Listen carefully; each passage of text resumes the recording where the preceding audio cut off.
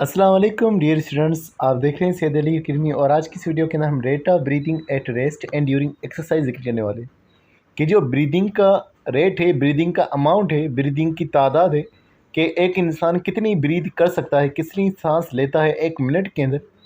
तो एक्सरसाइज के दौरान वो अमाउंट कितना रहता है, वो तादाद कितना रहता है, मतलब कि एक्सरसाइज जब कर रहा है, कोई काम कर रहा है, तो उस दौरान एक मिनट में वो कितनी दफ़ा सांसें लेगा, और जब कोई काम नहीं कर रहा, रेस्ट में मौजूद है, तब वो कितनी सांस लेगा। तो rate of breathing at rest and during exercise जिक्र करने वाले हैं। पहली बात जो सबसे पहले लिखी हुई है कि ब्रीदिंग एक इनवॉलंटरी प्रोसेस होता है, यानी ब्रीदिंग एक ऐसा प्रोसेस है जो हमारी मर्ज़ी से नहीं होता। कंट्रोल हम खुद ही करते हैं, हमारा ब्रेन कंट्रोल करता है, लेकिन ये हमारी मर्ज़ी से होने वाला प्रोसेस नहीं है। अगर ये हमारा ब्रेन कंट्रोल कर रहा है, तो ब्रेन का कौन सा हिस्सा कंट्रोल करेगा? तो यहाँ पर नाम हाइपोथैलेमस का लिखा हुआ है, लेकिन दरअसल हाइपोथैलेमस नहीं, बल्कि एक दूसरा पार्ट जिसे मिड्यूला ऑब्लांगेटा कहा जाता है। मिड्यूला ऑब्लांगेटा जो ब्रेन की पीछे की तरफ यानी कि हिंड ब्रेन में मौजूद होता है और तमाम इनवॉलंटरी एक्शंस को ये कंट्रोल कर रहा होता है। तो मिड्यूला ऑब्लांगेटा इस ब्रीदिंग को कंट्रोल कर रहा होता है।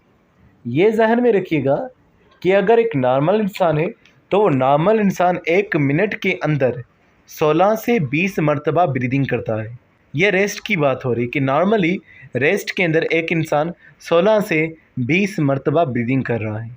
लेकिन अगर वो एक्सरसाइज करेगा, तो ये जो तादाद है ब्रीदिंग की, वो भी डबल हो जाएगी। मिसाल, अगर कोई शख्स नॉर्मली रेस्ट के अंदर 16 दफ़ा ब्रीथ कर रहा है एक मिनट के अंदर, तो उसका ये डबल हो जाएगा, यानी कि 32 टाइम्स।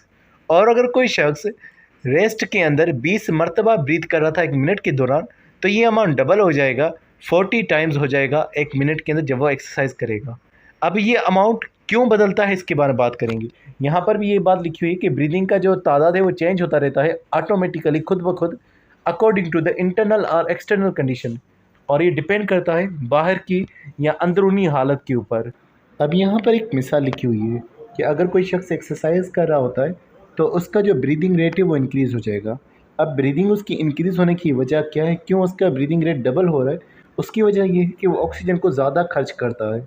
उसकी बॉडी के मसल्स काम के दौरान ज़्यादा ऑक्सीजन के अमाउंट को यूज़ करेंगे, क्योंकि आपको मालूम है कि एनर्जी हमें तभी मिलेगी जब ऑक्सीजन आएगी और वो ग्लूकोज़ को तोड़ेगी। अगर कोई शख्स काम कर रहा है, यानी उसे ज़्यादा ऑक्सीजन की नीड है, ज़्यादा एनर्जी की नीड है, ज़्यादा एनर्जी के लिए ज़्यादा ऑक्सीजन चाहिए, तो उसकी ऑक्सीजन की डिमांड जो है वो इंक्रीज़ हो जाती है।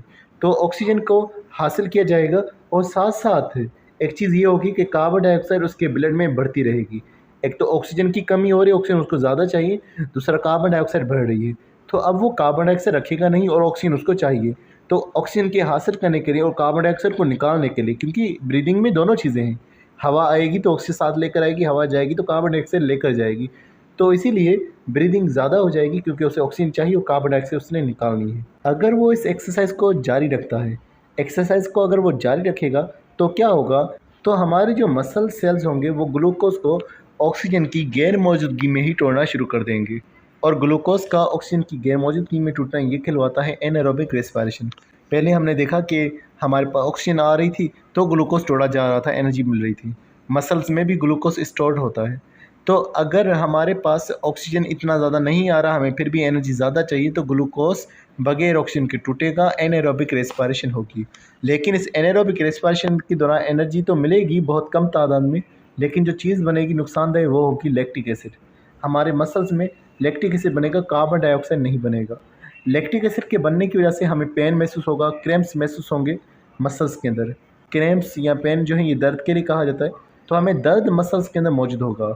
अब एक तो चीज़ ये हो चुकी है कि हमारे पास काफ़ी ज़्यादा दर्द हमें मसल्स में मौजूद है, हमें थकान हो चुकी है, और दूसरा हमारे पास लैक्टिक एसिड मौजूद है। ये थकान वैसे लैक्टिक एसिड की वजह से ही आई। तो लैक्टिक एसिड कोई अच्छी चीज़ नहीं जो हमारी बॉडी में होनी चाहिए, तो हम लैक्टिक एसिड को निकालना शुरू करेंगे।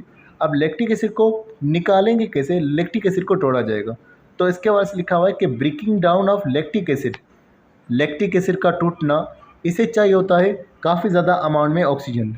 अगर लैक्टिक एसिड को तोड़ना है तो हमें काफ़ी ज़्यादा ऑक्सीजन चाहिए होगा, और इस ऑक्सीजन के अमाउंट को कहा जाएगा ऑक्सीजन डेप्थ।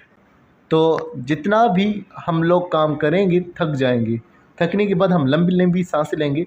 लंबी सांसें लेने का मकसद होता है हम बहुत ज़्यादा अमाउंट में ऑक्सीजन हासिल कर रहे हैं, और ऑक्सीजन को क्यों हासिल कर रहे हैं? ताकि लैक्टिक एसिड को तोड़ा जाए।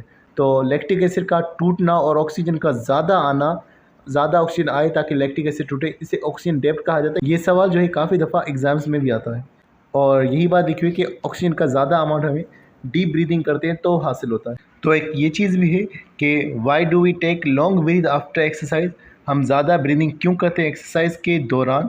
तो इसका जवाब यही है क्योंकि हमारी बॉडी में लैक्टिक एसिड प्रोड्यूस हो चुका है और हम उसको निकालना चाहते हैं, और लैक्टिक एसिड को तोड़ने के लिए जो अमाउंट चाहिए होगा वो ऑक्सीजन का एक्स्ट्रा अमाउंट हमें चाहिए होगा। एक चीज़ ये भी ध्यान में रखिएगा कि लैक्टिक एसिड को जब ऑक्सीजन मिलेगी तो एक सूरत हाल ये है कि लैक्टिक एसिड वापस से ग्लूकोज बन जाए। दूसरी सूरत हाल ये है कि lactic acid carbon dioxide, water और एनर्जी में टूट जाए। तो ये दोनों सूरत हाल हमारे पास हो जाती है लैक्टिक एसिड को ख़त्म करने की। या तो लैक्टिक एसिड से ग्लूकोज बन जाएगा या फिर लैक्टिक एसिड कन्वर्ट हो जाएगा कार्बन डाइऑक्साइड, वाटर और एनर्जी के अंदर। तो डियर स्टूडेंट्स, आज के लिए बस इतना था। नेक्स्ट वीडियो का हम इंशाल्लाह नेक्स्ट टॉपिक का जिक्र करेंगे। तो मिलते हैं नेक्स्ट वीडियो में, तब तक बहुत सारा ख्याल रखिएगा। अस्सलाम वालेकुम।